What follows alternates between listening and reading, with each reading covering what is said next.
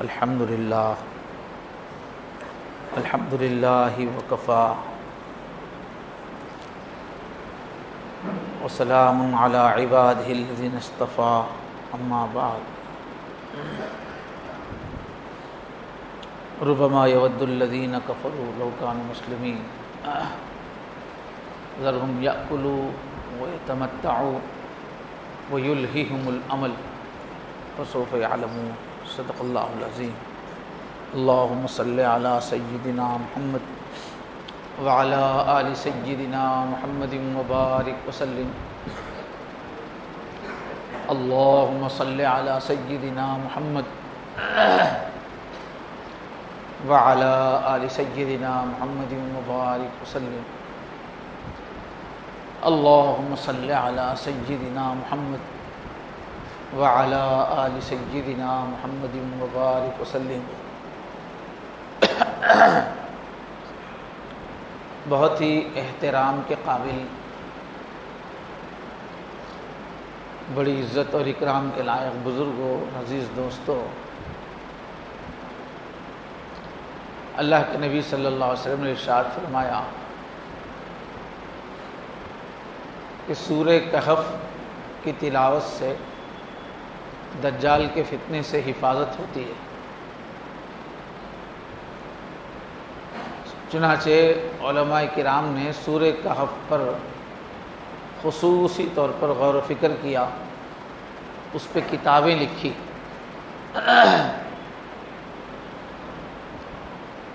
حضرت مولانا ابوالحسن ندوی جو بڑے مفکر گزرے ہیں، عالمی سطح کے عالم، ان کی کتاب ہے معرکہ ایمان و مادیت، کہ ایمان اور مادیت، مٹیریل ہی سب کچھ ہے، اس کی جنگ، اس سورہ کی تشریح یہ کتاب ہے، اس کا نام یہ پیسے کی جنگ، پیسے اور ایمان کی جنگ، سامان، اسباب اور ایمان کی جنگ۔ اور ایک بھی بہت بڑے عالم ہمارے حیدرآباد میں ہی رہے ہیں، زندگی گزاری ہے، مولانا مناظر احسن گیلانی، عثمانیہ یونیورسٹی میں اس زمانے میں وہ دینیات کے شعبے کے صدر تھے۔ تو فتنہ دجال کے خط و خال ان کی کتاب ہے، وہ بھی سورہ کہف کی ہی تشریح پر ہے پوری کتاب۔ تو ہم سب کے لیے سورہ کہف پہ غور و فکر کرنا بہت مفید ہے، اور اس کا پیغام ابتدائی 10 آیتوں میں آ گیا، اس لیے بعض حدیث میں بھی ہے کہ ابتدائی 10 آیتیں پڑھنا بھی اس کی فتنے سے نجات کے لیے کافی ہے۔ تو اس وقت تو اس کے بارے میں تفصیل سے بات کرنا نہیں ہے۔ اور فتنہ دجال کا خلاصہ اتنا ہی ہے کہ دنیا بہت حسین ہو جائے گی۔ سورہ کہف کی ابتدائی 10 آیتوں میں اسی پہ بات ختم ہوئی کہ انا جعلنا ما علی الارض زینۃ لہا، کہ انسان کے اوپر، زمین کے اوپر جو چیزیں ہم نے آغاز کی ہیں اس کی زینت کے لیے، اس کے ڈیکوریشن کے لیے، یعنی دنیا کو جو ہم نے سجایا ہے یہی چیز آزمائش بننے والی ہے۔ لنبلوہم ایہم احسن عملا، تاکہ ہم انسانوں کو آزما کر دیکھیں گے کہ کون عمل میں حسن پیدا کرتا ہے۔ ایک تو ہے زمین کی زینت، دنیا کا ڈیکوریشن، تو دنیا جو ڈیکوریٹ ہوتے جا رہی ہے، یہ ڈیکوریشن یہ ایگزام لینے کے لیے ہے کہ کون دنیا کے ڈیکوریشن میں لگتا ہے اور کون اپنے کیریکٹر کے ڈیکوریشن میں لگتا ہے۔ لنبلوہم ایہم احسن عملا، عمل کو کون سجاتا ہے، صفات کو کون سجاتا ہے، اور کون اطراف کی دنیا کو، جسم کو سجا کے اسی میں کھو جاتا ہے۔ بس یہ آزمائش ہے دجال کے زمانے کی۔ دنیا بہت حسین ہو جائے گی، لوگ سب دنیا کے حسن آرائش کے پیچھے بھاگیں گے، اعمال کا انکار کریں گے۔ پورا اندر پھر تفصیل سے وہ 2 بھائیوں کا قصہ ہے، ایک بھائی اعمال پہ اہمیت دے رہا ہے، دوسرا بھائی اعمال کا انکار کر رہا ہے۔ تو سوال کر رہا ہے کہ اعمال ہی آمدنی ہے ہماری، دوسرا بھائی کر رہا نہیں پیسہ ہی سب کچھ ہے، وہ مکالمہ ہے دو بھائیوں کا۔ تو یہ راز سمجھنے کی ضرورت ہے کہ اس وقت ساری دنیا میں جو آزمائش ہے وہ یہی ہے کہ کون پیسے کے پیچھے بھاگتا ہے، کون اعمال کے پیچھے بھاگتا ہے، کون چمک دمک آرائش کے پیچھے اور کون لگژری کے پیچھے بھاگتا ہے اور کون اعمال کو اہمیت دیتا ہے۔ بس یہی دو لفظ میں کہیں گے تو یہی مقابلہ ہے۔ اب ہر آدمی کو دیکھنا چاہیے کہ میں کس پکش میں ہوں، کدھر ہے میرا شمار کس میں ہے۔ تو ایک طرف تو مومن ہے، مومن کے دل و دماغ میں ہمیشہ ایک بات تازہ رہتی ہے، اس کے آنکھوں کے سامنے ایک پالیسی ہمیشہ سیٹ ہے، زندگی کی ایک پالیسی۔ تو مومن کیا کہتا ہے کہ اس کے بعد والی زندگی حقیقی زندگی ہے، اصل زندگی مرنے کے بعد شروع ہونے والی ہے، قیامت کے بعد کی زندگی اصل ہے، وہ ہمیشہ کی زندگی ہے، اس کی کامیابی ہی اصل کامیابی ہے۔ وہاں کسی کو خوشیاں مل جائیں تو پھر وہ کبھی چھوٹیں گی نہیں، وہ کامیابی اصل کامیابی ہے، یہ مان کے چلتا ہے مسلمان بعد کی زندگی کو۔ اور کافر یہ مان کے چلتا ہے کہ جو کچھ ہے یہی ہے،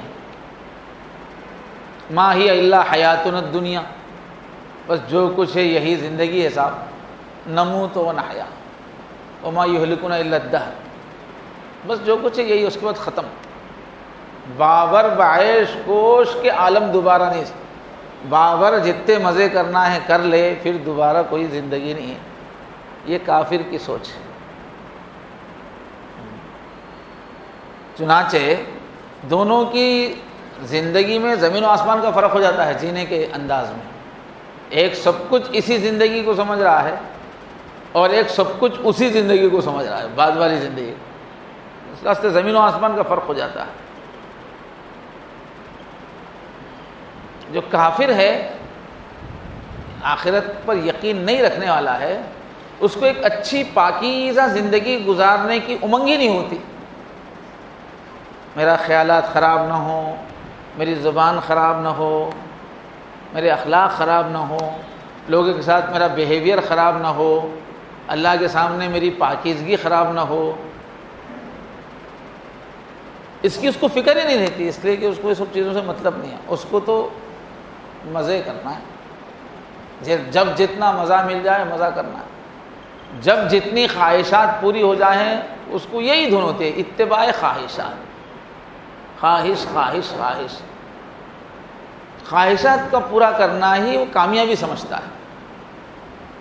بہترین لگژری مکان خرید لیا تو وہ سمجھتا ہے میں کامیاب ہو گیا، بہترین کار مل گئی تو سمجھتا ہے میں کامیاب ہو گیا، اس کے پاس کامیابی اسی کا نام ہے، خوب لذتیں اٹھانا، اپنی خواہشات پوری کرنا، اسی کو کامیابی سمجھتا ہے ایک کافر۔ اس واسطے اللہ تعالیٰ نے ایک جگہ کہا کہ چھوڑو ان کو بس یہی کام ہے، فرمایا ان اللہ یدخل الذین آمنوا وعملوا الصالحات جنات تجری من تحتها الانہار، کہ بے شک اللہ تبارک و تعالیٰ جو لوگ آخرت پہ ایمان رکھ کر اس کے اعمال کرتے رہتے ہیں، اس کے حساب سے اپنی زندگی بناتے ہیں، تو پھر تو اللہ تعالیٰ ان کو ایسی ہمیشہ کی باغ و بہار زندگی میں داخل کرنے والے ہیں، اس میں ہر وقت تازگی ہوگی، نہریں بہہ رہی ہوں گی۔ اچھا، اللہ تعالیٰ کو لگژری سے ہم کو محروم کرنا مقصود نہیں ہے۔ اللہ کے پاس کمی کیا ہے؟ دولت کی کمی ہے، سامان کی کمی ہے کیا؟ اللہ کے پاس کمی کچھ بھی نہیں ہے۔ اللہ تعالیٰ تو جتنے ارمان ہمارے اندر پیدا کیے ہیں اللہ نے، وہ ارمان اسی لیے پیدا کیے ہیں تاکہ وہ اللہ پورا کرنا چاہتے ہیں، مگر یہاں کریں گے تو ہم آخرت کی منزل بھول جائیں گے، پھنس جائیں گے اس میں۔ اس لیے انبیاء آگے کہتے ہیں کہ آخرت کی تیاری کرتے ہوئے پھر جتنا مزہ لیتے ہو لو، آخرت کی تیاری بھول کے مزہ مت لو، ورنہ تم آخرت میں نہیں پہنچ پاؤ گے، جو اصل لذتوں کی جگہ۔ اصل تو دینا ہی چاہ رہے اللہ تعالیٰ، جنتوں کے جو محلات ہیں، جنتوں کی نعمتیں ہیں، شوق سے پورے نبیوں نے بتایا. تو خواہش اللہ کی نظر میں بری چیز نہیں ہے. ہمارے اندر جو خواہشات ہیں وہ تو پوری کرنے کے لیے ہی اللہ نے خواہشات رکھی ہے. مزے لے لے کے انبیاء جنت کی نعمتیں بیان کرتے ہیں. اس میں کیا ہے؟ حور ہیں، کپڑے ہیں، کھانے ہیں، وہاں عیش ہی عیش ہے وہاں. اور وہاں دوسری باتیں کہاں ہیں؟ وہاں عیش کی باتیں ہی جنت میں. اس کو بولنے میں کچھ جھجک رہے نہیں، عیش کی تردید نہیں کر رہے. بس اتنا بتا رہے ہیں کہ اگر وہ عیش تم یہیں تلاش کرنے کی کوشش کرو گے تو جنت میں جانے کا ہی تمہارا معاملہ خطرناک ہو جائے گا.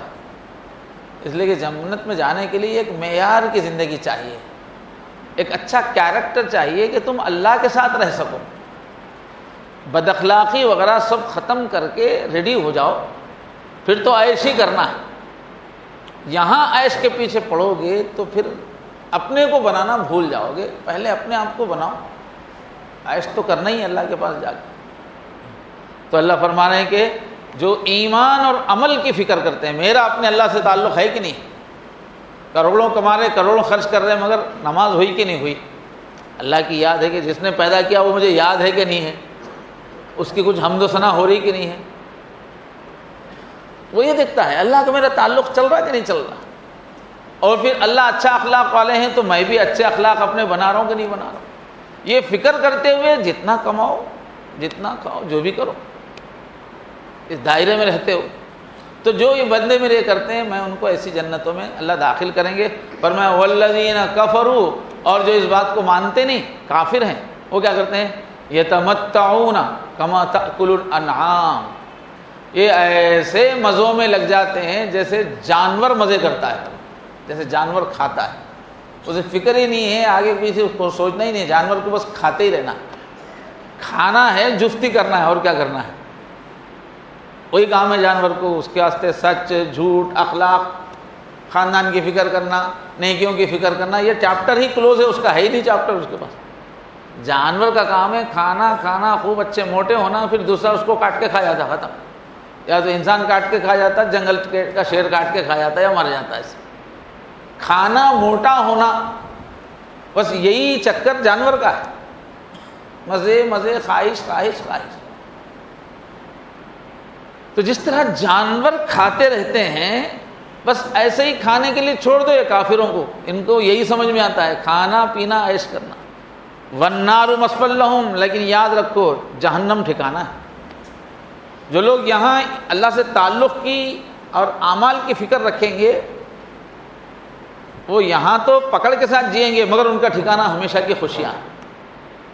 جو لوگ یہاں جانوروں کی طرح کھاتے پیتے رہیں، کھاؤ، مگر ٹھکانہ پھر جہنم ہے، آگ ہے، ہمیشہ کی آگ. اب تم فیصلہ کر لو. 14ویں پارے کی پہلی آیت ہے، ربما یود الذین کفروا لو کانوا مسلمین. ایک وقت آئے گا کفر کرنے والے، آخرت کو، اللہ کو، نیکی کو بھلانے والے اس دن تمنا کریں گے کاش ہم مسلمان ہوتے تو کتنا اچھا تھا. جب حقیقت سامنے آئی ہے ایک دن کریں گے افسوس، ابھی تو اندھے بنے ہوئے. فرما رہے ابھی کیا ہے، ابھی ان کی حالت ہے کہ چھوڑ دو، ایک دن آئے گا افسوس کریں گے. ابھی ذرہم، چھوڑ دو نبی ان کو. یاکلوا ویتمتعوا، کھائیں، مستیاں کریں. ویلہہم الامل، بڑے بڑے منصوبے دنیا ہی کے ڈیولپ کرتے رہیں، دنیا ہی کے منصوبے. ملینر بنوں گا، بلینر بنوں گا، یہ بنوں گا، یہ کھاؤں گا، وہ خرید. چھوڑو ان کو، اسی میں لگے رہنے دو، یہیں ارمان کرتے رہیں. وہی فسوف یعلمون، ان قریب پتہ چل جائے گا کہ کتنی بڑی بیوقوفی کر کے آئے ہیں. اس وقت افسوس ہوگا. سورہ حج میں فرمایا. اور قارون کو نصیحت کی ہے. قارون جو بس پیسے کے پیچھے پڑا ہوا تھا، اپنی قوم سے غداری کر رہا تھا مسلمان، لیکن وقت کے فرقہ پرستوں کے ساتھ ہو گیا تھا. بالکل مصر کی حالت وہی تھی جو ہندوستان کی ہے. وہاں بھی فرقہ پرست، وہاں بھی مشرک لوگ جو ہے نفرت کا ماحول بنا رہے تھے ایمان والوں کے خلاف. تو وہ تھا مسلمانوں میں، لیکن مل گیا تھا وہ فرقہ پرستوں کے ساتھ، یہ سوچ کے کہ ان کے ساتھ مل کے رہیں گے تو مال کی طرف. چنانچہ بہت پیسہ تھا اس کے پاس، اس کے خزانوں کی کنجیاں اٹھانے کے لیے پہلوانوں کی ٹیم مقرر تھی کنجیاں اٹھانے کے لیے. تو اس سے وقت کے نبی نے کہا، لوگوں نے کہا کہ وَابْتَغِ فِيمَا آتَاكَ اللَّهُ الدَّارَ الْآخِرَةَ، اللہ تعالیٰ بعد کی زندگی میں بھی بہت کچھ دینے والے ہیں، ذرا اس کی بھی تو طلب پیدا کرو۔ تم پورا یہیں ہونا بول رہے ہو، یہیں دولت مند بننے کے چکر میں تم مشرکوں کے ساتھ ہو گئے ہو، اپنی قوم کو چھوڑ کے۔ بس کدھر سے بھی پیسہ آنا، کسی سے بھی اپنا آرام سے رہنا، چاہے دین جائے، ایمان جائے، قوم بھاڑ میں جائے، اپنی قوم کے غدار بن گئے، تم مل گئے، تم مشرکوں کے ساتھ مل گئے۔ تو ذرا آخرت میں بھی تو دولت چاہیے، وہاں بھی خزانے چاہیے، اس کی فکر کرو۔ وَلَا تَنْسَ نَصِيبَكَ مِنَ الدُّنْيَا، ہاں دنیا میں بھی اپنا حصہ مت بھولو۔ یہ نہیں بولتے کہ بھوکے رہو، پیاسے رہو، اپنے آپ کو ستاؤ، تکلیف میں ڈالو، نہیں، دنیا سے بھی حصہ لو، مگر یہ نہیں کہ آخرت کو بالکل ہی چھوڑ دیا تم نے، دنیا ہی کے پیچھے پڑ رہے ہو۔ وَأَحْسِن كَمَا أَحْسَنَ اللَّهُ إِلَيْكَ، اللہ تعالیٰ نے تمہارے ساتھ جس طرح سے اچھا سلوک کیا، ایسے گھر میں پیدا کیا کہ تم ترقی کر سکے، وقت کے زمانے کے اعتبار سے تمہاری ایسی تعلیم ترقی ہوئی کہ تم بڑی جاب کر سکے، تم بڑا جو ہے پیسہ جمع کر سکے، بڑا بزنس کر سکے۔ اللہ نے سوسائٹی میں تم کو ایک مہارت دی، ایک مقام دیا، اللہ نے تمہارے ساتھ حسن سلوک کیا ہے، تو تم بھی حسن سلوک پیدا کرو اپنی قوم کے لیے، اپنے اخلاق بنانے کی فکر کرو۔ یہ اپنے کو بنانے کی کوئی فکر نہیں، بس منافقوں کی طرح مل گئے کافروں کے ساتھ، اور پیسہ جمع کرنا، لذتیں کرنا، وہی تم نے بنا لیا۔ تو سورہ کہف کی دعوت یہی ہے۔ آج کے زمانے میں ہمارے بیچ میں نبی ہوتے تو یہی بولتے تھے کہ پیٹ کی پوجا، سیکس کی پوجا، شرمگاہ کی پوجا، اس کے غلام مت بنو۔ اب دنیا میں جدھر دیکھو سیکس سیکس، بس ہر طرف جنسی جنسی جنسی ماحول ہے، سب اسی میں پھنستے جا رہے، پھنسایا جا رہا ہے اس میں۔ زنا بہت عام ہو کر ہے، اچھے اچھے دیکھنے میں جو ہے شریف معصوم نیک بھی ہیں، مگر زنا میں مبتلا، بہت زنا ہو رہا ہے۔ تو شرمگاہ کے غلام، پیٹ کے غلام، بھری ہوئی ہوٹلیں، قسم قسم کے کھانے بن رہے ہیں، کھانا عیاشی کرنا یہی رہ گیا۔ زندگی کیا ہے؟ بس کھانے کے لیے، لذتوں کے لیے۔ خوردن برائے زیستن تھا پہلے، کہ زندگی باقی رکھنے کے لیے کھانا ہے اور زندہ رہنا ہے کچھ مقصد کے لیے۔ اب کیا ہو گیا؟ جی ہی رہے ہیں کھانوں کے واسطے، جینے کا مقصد ہی کھانے کھانا، قسم قسم کے بس کھاتے رہنا، عشق کرتے رہنا، ساری دوڑ اسی میں۔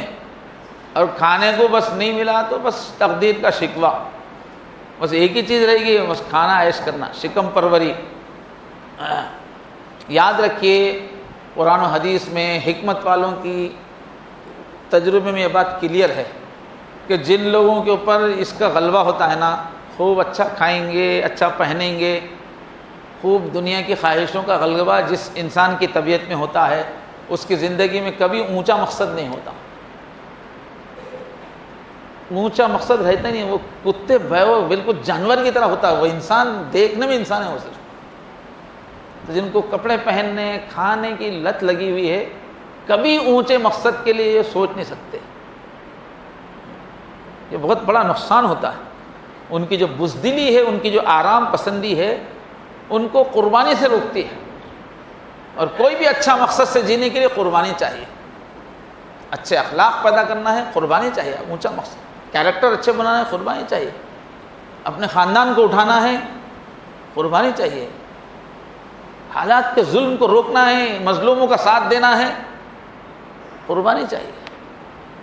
دنیا میں ہر بھلائی کے لیے قربانی چاہیے، ہر اچھے مقصد کے لیے قربانی چاہیے۔ اور جس کو کھانے پینے سے ہی لگاؤ ہے، کپڑوں سے، گاڑیوں سے ہی لگاؤ ہے، اسی میں اس کی دنیا ہے اتنی ہی، اس کو یہ سب مقاصد سمجھ بھی نہیں آتے، ادھر دل چلتا ہی نہیں اس کا۔ تو جو بھی ان چیزوں کے پیچھے جاتا ہے، وہ کیڑے، گندگی کے کیڑے کے ساتھ اس کا دماغ ہو جاتا ہے، مقصد اونچا نہیں۔ جبکہ انسان جس میں اللہ کی پھونک ہے، انسان کی خوبی اونچے مقاصد کے لیے جینا ہے۔ علامہ اقبال کہتے ہیں اس کی امیدیں قلیل، اس کے مقاصد جلیل. مومن کی وہ اونچے مقاصد، امیدیں دنیا سے زیادہ لینا دینا نہیں، کام بڑے کرنا. اور حدیث میں اللہ کے رسول صلی اللہ علیہ وسلم نے ارشاد فرمایا جو لوگ دنیا میں سب سے زیادہ پیٹ بھر کے رہتے تھے، جب دیکھو کھا رہے ہیں، پیٹ بھرے لوگ ہیں دنیا میں، وہی قیامت میں سب سے زیادہ بھوکے ہوں گے. فرمایا قیامت کے دن آج جو جتنے لوگ ہوٹلنگ کر رہے ہیں، کل اتنے ہی وہ بھوکے رہیں گے قیامت کے دن. آج تو آپ ہوٹلنگ کر رہے ہیں، 50 سال کی عمر کر رہے ہوں گے، 15 سال تو بالغ ہونے میں ہو گئے، 65-70 سال میں تو مر ہی جا رہے ہیں.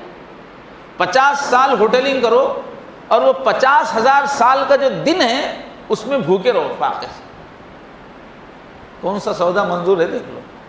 جو یہاں کھا کے رہیں گے وہاں بھوکے رہیں گے، حضور نے فرمایا. اور پھر اس کے ساتھ کتنی خطرناک بیماریاں ہیں بھائی. آج کتنی بیماریاں پھیل گئی ہیں کھانوں کی وجہ سے. اور ایک حدیث میں حضور نے کیا فرمایا کہ آدم کی اولاد یعنی انسان اگر کسی پاٹ کو، کسی برتن کو اگر بھر رہی ہے تو وہ برتنوں میں سب سے بدترین برتن جس کو بھرا جاتا ہے وہ پیٹ کا برتن ہے. اللہ کے نبی فرمایا آدم کی اولاد پیٹ سے زیادہ برا برتن نہیں ہے جو بھرتی ہے جس کو. پیٹ بھرنے کو سمجھ رہے ہیں، ترمذی شریف کی آیت. پیٹ بھرنے کے واسطے بھینس ہے بھائی، بھینس بننا ہے کیا؟ گینڈا بننا ہے کیا؟ وہ پانی کا پیٹ بھرنے کے لیے آئے ہیں کیا؟ کچھ اونچے مقاصد کے، اللہ کی پھونک ہے اپنے اندر، اچھی صفات کے لیے، اچھے کارناموں کے لیے دنیا میں. ایک کافر حضور کے پاس آیا. اللہ کے نبی کافروں کی مہمان نوازی کرتے تھے، روکتے تھے اپنے پاس. تو اس کو مہمان بنایا حضور نے. تو اب کھانے کا وقت آیا، بکری کا دودھ پیش کیا گیا تو پورا دودھ دوہ کے ایک بکری کا دیا، وہ پی لیا اس نے. پھر دوسری وہ پی لیا، 7 بکریوں کا دودھ پی لیا اس نے. شام میں جو ہے اس طرح سے رات میں 7 بکری کا دودھ پی کے سو گیا. اس کے بعد صبح میں جو ہے مسلمان ہو گیا، کلمہ اس نے پڑھ لیا. اب اس کے بعد ناشتے کا وقت آیا تو پہلی بکری کا دودھ پلانے کے بعد دوسری بکری کا دودھ تھوڑا پیتے اس نے کہا بس بس پیٹ بھر گیا. ایک بکری میں پیٹ بھر گیا اس کا. وہی آدمی شام میں 7 بکری کا دودھ پی گیا تھا. تو حضور نے فرمایا کہ مومن ایک آنت میں کھاتا ہے، کافر 7 آنت میں کھاتا ہے. یہ مسلم شریف کی روایت. یہاں آریہ سماج کا ایک بہت بڑا پنڈت گزرا ہے، پورا دیانند سرسوتی، بہت بڑا پنڈت گزرا ہے، اسلام کے خلاف بہت کتابیں. وہ مناظرے کرتا تھا. تو اس نے یہ دارالعلوم دیوبند کے جو بانی ہیں ان سے مناظرہ تھا. تو اس نے جو ہے ان کو کہلوا بھیجا کے کھانے کا مقابلہ کریں گے کون زیادہ کھاتا ہے. وہ بہت کھاتا تھا وہ. تو انہوں نے جواب دیا کھانے کا مقابلہ کرنا ہے تو بھینس سے یا ہاتھی سے کر لو، انسان سے کیا ہے. کمال یہ زیادہ کھانا جانور کا کمال ہے، انسان کا کمال تھوڑی ہے. اگر انسان ہو تو کھانے کا مقابلہ کیوں کرتے ہیں. تو کافر 7 آنت میں کھاتا ہے اور مومن. اور حیدرآبادی آدمی تو دعوت میں 7 آنت میں نہیں 40 آنت میں کھاتا ہے. 40 ڈش ختم کر دیتا ہے حیدرآبادی. وہ تو 7 آنت تھی بیچارے کی، 7 بکریوں کا دودھ کافی ہو گیا. یہاں تو 25-30 سب ڈش غائب. وہی ہماری تہذیب ہو گئی، کیا اچھے کیا برے سب وہی تہذیب. مسجد میں دیکھے تو شریف نظر آتے، دعوتوں میں دیکھے تو عیاش نظر آتے ہیں، بے باک نظر آتے ہیں، باغی نظر آتے ہیں اللہ کے. دنیا کے دسترخوانوں کے بلاوٹ نظر آتے ہیں دعوتوں میں دیکھو. تو مومن سے کیا ہے؟ مومن کا جو مطلب ہے، جب بھی آدمی ایمان والا ہو جاتا ہے اپنے رب سے گہرا تعلق ہونے کی وجہ سے، اور آخرت میں ایک ایک عمل کا حساب دینا ہے. میں راڈار پہ ہوں، میں نگرانی میں ہوں، 4 طرف سے میری مووی بن رہی ہے. تو اس کا احساسات بہت لطیف ہو جاتے ہیں مومن کے. وہ عیش کے عشرت کے بیکار کے کام نہیں. اس کی ہمت اب چونکہ اللہ کو منانا ہے، اللہ تعالیٰ تو بلند مقاصد کو پسند کرتے ہیں، تو اس کی ہمت بلند ہوتی ہے، مومن کے احساسات بلند ہوتے ہیں. اسے یہ فکر ہوتی ہے کہ پورے محلے میں ایک آدمی بھی بھوکا نہیں سونا. یہ ہے مسلمان. میں پیٹ بھر کے کھاؤں یہ مسلمان نہیں ہے، یہ کافر ہے، یہ کافر کے راستے پہ ہے. یہ پیسے ہے کیا کریں گے مولانا، کھانے کی کچھ کمی ہے کیا اس لیے کھا رہے؟ اللہ کا دیا کھا رہے، آپ کا کھا رہے کیا؟ اللہ کا دیا اس واسطے نہیں ہے. 5,000 تنخواہ والا بھی کہہ رہا ہے کہ 5,000 میرے بچوں کے واسطے ہی ہے. 50 لاکھ آمدنی والا بھی بول رہا ہے کہ میں میرے بچوں کے واسطے. یہ کہاں کا انصاف ہے؟ اللہ کا دیا اپنا پیٹ بھرنے کے لیے رہتا ہے، یہ کس نے کہا آپ کو؟ پورے محلے میں بھی ایک غریب ہے تو آپ کو کھانے کا حق نہیں ہے. آپ مومن نہیں ہیں اللہ کی نظر میں. حدیثیں ہیں کلیئر. اور آپ کو پتہ ہی نہیں ہے محلے میں کس کا حال کیا ہے. بیٹھے گا بولتے رہتے ہیں سب ماشاء اللہ آج کل سب کھا رہے پی رہے. اگر آپ لوگوں کو حق ادا کرنا شروع کریں گے تو آپ کے پاس عیش کرنے کے لیے پیسہ نہیں بچے گا. اتنی ہوٹلنگ نہیں کر سکیں گے، اتنی ڈریسنگ نہیں کر سکیں گے. آپ انسانیت چھوڑ چکے ہیں، آپ جانور بن گئے. اس لیے پوری آمدنی آپ کے پیٹ میں ہی جا رہی ہے. آپ انسان نہیں ہیں، خدا کی قسم دیکھنے میں انسان ہیں، آپ انسان نہیں ہیں. تو مومن چونکہ اونچے مقاصد. کیا حال تھا صحابہ کرام کا. حضرت نظام الدین اولیاء کا کہ اتنا ان کو فکر ہوتی تھی، روزانہ ان کے دسترخوان پہ کئی 100 غریب ہوتے تھے، ایک دو نہیں، کئی 100 غریب ہوتے تھے. اس کے باوجود بھی ایسا دکھ تھا. ایک دن جو ہے دن بھر روزہ رہا، رات میں پھر افطاری نہیں کی، سحری میں بھی پھر نہیں کھایا. دوسرا دن گزر گیا، تیسرا دن آ گیا. جو خدمت کرنے والا تھا خادم وہ بہت غمگین ہو گیا. تیسرے دن اس نے کہا کہ حضرت آج 3 دن ہو گئے ہیں، حالانکہ دسترخوان لگا ہوا ہے، سینکڑوں غریب کھا رہے ہیں ان کے خانقاہ میں. تیسرا دن ہے، اس نے کہا کہ حضرت آپ 3 دن ہو گئے، کچھ تو کھائیے، بہت کمزوری ہو جائے گی. تو ان کی آنکھوں میں آنسو آ گیا. روتے ہوئے کہا میں کھانا چاہتا ہوں، لیکن جیسے ہی دلی کا تھا واقعہ، دلی کے فٹ پاتھ پہ جو لوگ بھوکے ہیں ان کا خیال آتا ہے تو نوالا میرے منہ سے نہیں اترتا. یہ ہے مومن. 35 ڈش کھانے والا مومن نہیں ہے، جس کو بھوکوں کی یاد کی وجہ سے نوالا اتر نہ سکے. یہ ہے مومن. ایسے ہیں جن پہ فرشتے رش کرتے ہیں. یہ سوچ ہے ہی نہیں.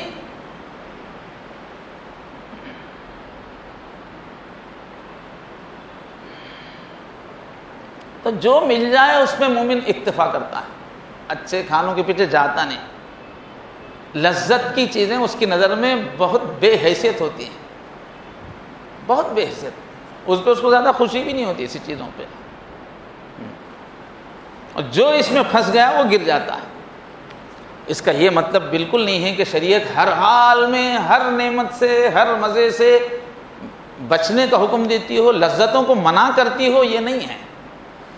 الگ الگ لوگوں کا لیول الگ الگ ہے، حالات الگ الگ ہیں. لذتوں کو سے مزہ لینے سے منع نہیں کیا گیا ہے، لیکن لذتوں کے عادی بننے سے منع کیا گیا ہے. اپنا ایک اسٹینڈرڈ بنا کے بیٹھنے سے منع کیا گیا ہے. اتنا لیول کا تو مجھے ہونا ہی چاہیے، کپڑے یہ لیول کے ہونا ہی چاہیے، گھر یہ لیول کا ہونا ہی چاہیے، کھانا یہ لیول کا ہونا ہی چاہیے. میرا یہ لیول سیٹ کر کے بیٹھنا غلط ہے. ہمارا لیول اعمال کو دیکھنے کا ہے. اچھا مل گیا تو کھا لیں گے، سادہ مل گیا تو بھی کھا لیں گے، اس کے پیچھے نہیں بھاگیں گے. مگر جان بوجھ کے لذت سے اپنے آپ کو منع بھی نہیں کریں گے، روکیں گے بھی نہیں. اگر ہمارا مقصد چل رہا ہے، آخرت کی تیاری چل رہی ہے، انسانوں کی خدمت چل رہی ہے، مسلمانوں پہ جو حالات آ رہے ہیں اس کے اوپر برابر آپ پورا تعاون کر رہے ہیں، اس کے ساتھ ساتھ موقع مل رہا تو اچھا کھا بھی رہے ہیں، کبھی اچھا پہن بھی رہے ہیں، اس سے منع نہیں. کرنے کے کام چھوڑ دیا آپ نے اور بہن گئے، بالکل بھینسا بن گئے ہیں. کرنے کے کام پڑے ہوئے ہیں، اطراف ظلم ہو رہا ہے، اطراف بیمار لوگوں کا علاج نہیں ہے، اطراف لوگوں کے پہننے کا انتظام نہیں ہے، اطراف لوگ آفتوں میں پڑے ہوئے ہیں، امت خطرے میں پڑی ہوئی ہے، دین خطرے میں پڑا ہوا ہے. اس کے لیے پیسے کی ضرورت ہے. آپ کو یہ سب چیزوں سے مطلب نہیں ہے، بس عیش کا ایک لیول ہے وہ پورا ہونا ہے. چاہے دین بھاڑ میں جائے، چاہے انسان بھاڑ میں جائے، بس ہمیشہ عیش بنانا. یہ ہے غلطی. اصل کام کرتے ہوئے لذت لینا منع نہیں،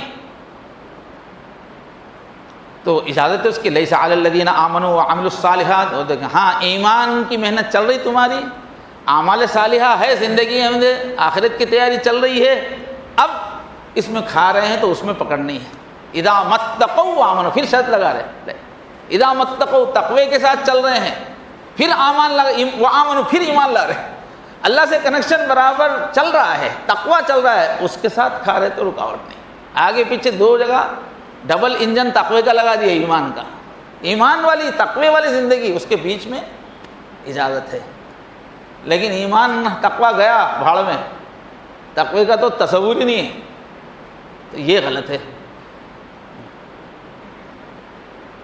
تو اللہ اور نبی کا طریقہ یہی ہے۔ اب لباس ہے، لباس میں فرمایا ہر وہ لباس حرام ہے، حرام ہے ایک دم، حرام صرف سور کا گوشت کھانا ہی حرام نہیں ہے، ہر وہ ڈریس پہننا حرام ہے جس کے پیچھے آپ کو فخر محسوس ہو رہا پہن کے، لباس پہنتے ہی جہاں فخر محسوس ہوا وہ حرام لباس، اب سور کا گوشت کھا رہے ہیں، تکبر ہے، فخر ہے، غرور ہے۔ اب کتنے لوگ یورپ کی دیکھا دیکھیے ڈریسنگ کو ہی مردانگی سمجھے ہوئے ہیں، تو وہی حالت صحیح نہیں ہے، گھر میں بیوی بچوں کا حال صحیح نہیں ہے، کیریکٹر کا حال صحیح نہیں ہے، ڈریس دیکھے تو بالکل ساوار لندن سے بولے سا، ڈریسنگ پہ پوری توجہ ہے، مردانگی اس کو سمجھ رہے ہیں۔ تجربے کار لوگوں نے، ذہین لوگوں نے بتایا ہے کہ بہترین کپڑے پہننا اخلاق عالیہ میں سے نہیں ہے، خوش پوشاکی اخلاق عالیہ میں سے نہیں ہے، اگر اخلاق نہیں ہے تو پہلے نمبر پہ آپ اچھے بنو، اس کے ساتھ لباس اچھا، لباس خراب پہننا نہیں ہے، اچھا پہننا ہے، مگر آپ اندر سے بنے ہوئے کتے، آپ اندر سے سور، آپ اندر سے بد اخلاق انسان ہیں، بے فکر انسان ہیں، اوپر سے ڈریسنگ کر کے فائدہ کیا؟ اخلاق عالیہ پیدا، اپنے اندر اونچے کردار پیدا کرو۔ کئی لوگ ایسے ہیں لباس میں پیوند ہے لیکن ان کے اندر اخلاق ایسے ہیں کہ سونے چاندی کے پہاڑ سے زیادہ قیمت ہے ان کی، کہ ان کے اندر کیریکٹر ہے، لباس معمولی ہے تو کیا ہوا، پیوند ہے تو کیا ہوا۔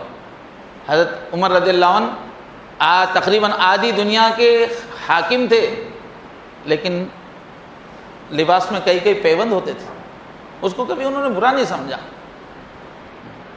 اور اللہ کے نبی نے واضح کیا رب اشعث اغبر، کتنے بندے ایسے ہیں کہ دیکھنے میں بال ان کے بکھرے ہوئے ہیں، وہ زیادہ کنگھی سیٹنگ نہیں ہے، بال بکھرے ہوئے ہیں، اغبر کپڑے میلے ہیں، دھول ہے کپڑوں پہ، میلے بولے تو اندر تک نہیں اتر کے، دھول ہے کپڑوں پہ، لیکن درجہ ان کا ایسا ہے کہ اللہ کو قسم کھا کے بولیں ایسا ہونا تو اللہ کر کے چھوڑتے ہیں، لو اقسم علی اللہ لابرہ، اللہ پہ قسم کھا لیں اللہ ایسا ہونا، ان کی زبان سے نکل کوئی بات تو اللہ کر کے رہتے ہیں۔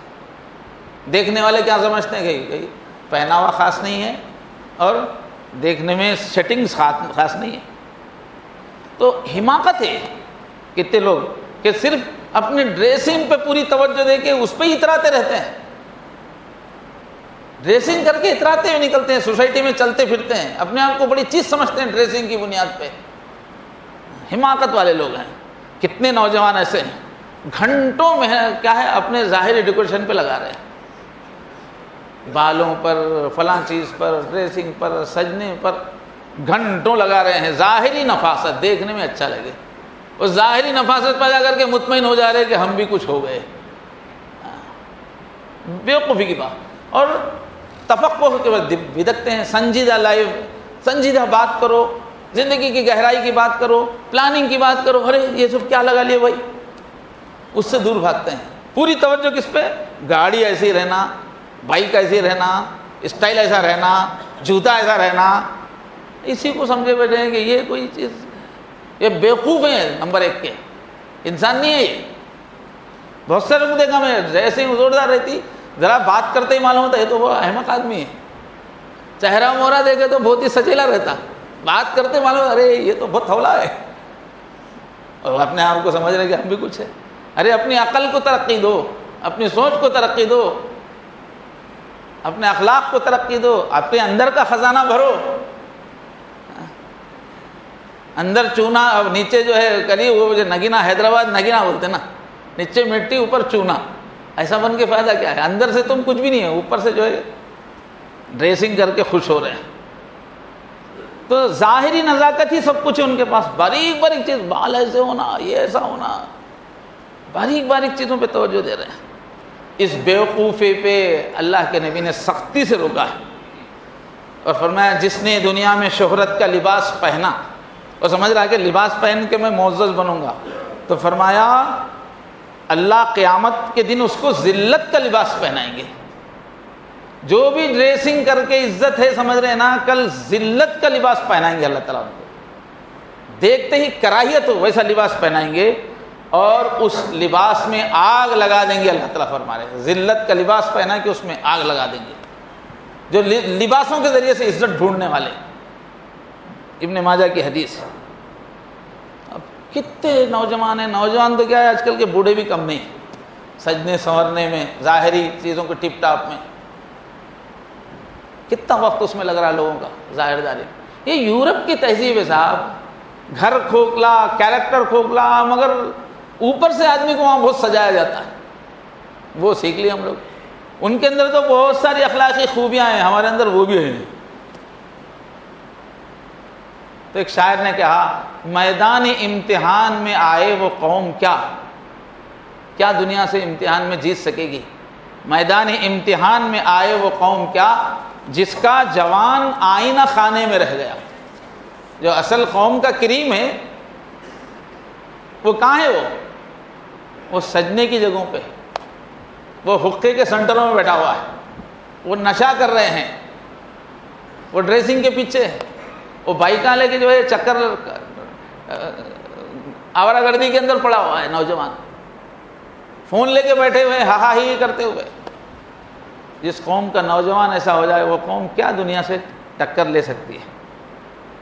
اخلاق کی، آداب کی کمی ہے، جس کے اندر بہت سارے لوگ جن کے اندر صلاحیت کی کمی ہوتی ہے، اخلاق و آداب کی کمی ہوتی ہے، وہ اپنے ظاہری ڈیکوریشن میں اپنی کمی کو چھپانا چاہتے ہیں۔ اس طرح سے تھوڑی چھپتی ہے۔ حضرت جابر رضی اللہ عنہ نے فرمایا کہ حضرت علی اور فاطمہ کا جو ولیمہ ہوا تھا ہماری زندگی میں اس سے اچھا ولیمہ ہم نہیں دیکھے ہوئے۔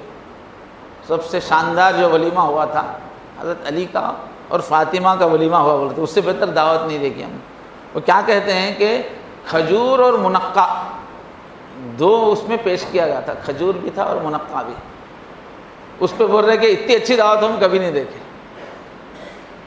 کھجور کے ساتھ منقع بھی تھا اس میں، بس اسی پہ بستر میں کھجور کی پتیاں تھیں۔ شادی کی رات جو گزری حضرت فاطمہ کی، تو مینڈے کی کھال، بکرے کی کھال، بکرا تو آسانی سے بکرے پالتے بھی تھے، کٹتے بھی تھے، بکرے کی کھال دعوت دی، وہی ان کا بستر تھا۔ تو یاد رکھنا چاہیے ہم لوگوں کو، یہ چیزوں کے پیچھے پڑنا یہ انسانیت نہیں ہے۔ ضرورت کی چیزوں پر اکتفا کر لینا یہ انسان کا کمال ہے۔ کمتر لباس مطلوب نہیں ہے، جان بوجھ کر کمتر لباس پہننا نہیں ہے۔ ہر قسم کے مال سے اللہ نے اگر نوازا ہے تو اللہ کی نعمت کا اثر بھی ہونا چاہیے۔ خوشحالی بطور اسراف نہیں، خوشحال ہے لیکن آدمی بالکل بیکار کا لباس پہنا ہوا ہے تو غلط ہے، لیکن اسراف کا لباس نہیں۔ اور مطلوب کیا ہے؟ اصل چیز چاہیے کیا؟ اپنی اخلاق کی تکمیل مقصود ہو۔ واجبات اور فرائض وہ اصل ہے۔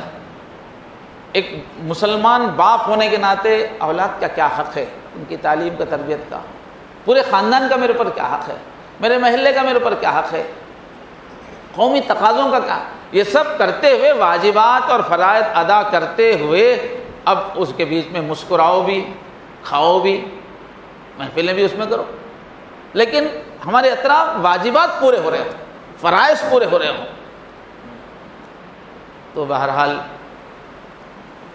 یہ اس دور کا فتنہ ہے، یاد رکھیے، چمک کے رہنا ہے۔ دجال کا فتنہ یہی ہے کہ اخلاق کی فکر چھوڑو، اعمال کی فکر چھوڑو، بس جسم کو سجاؤ، گھروں کو سجاؤ، سواریوں کو سجاؤ، دعوتوں کو سجاؤ، شان سے رہو، اللہ کی نظر میں تو مجرم ہے اور سمجھ رہے ہیں کہ میں شان سے رہوں گا، دکھاوے کی چیزیں۔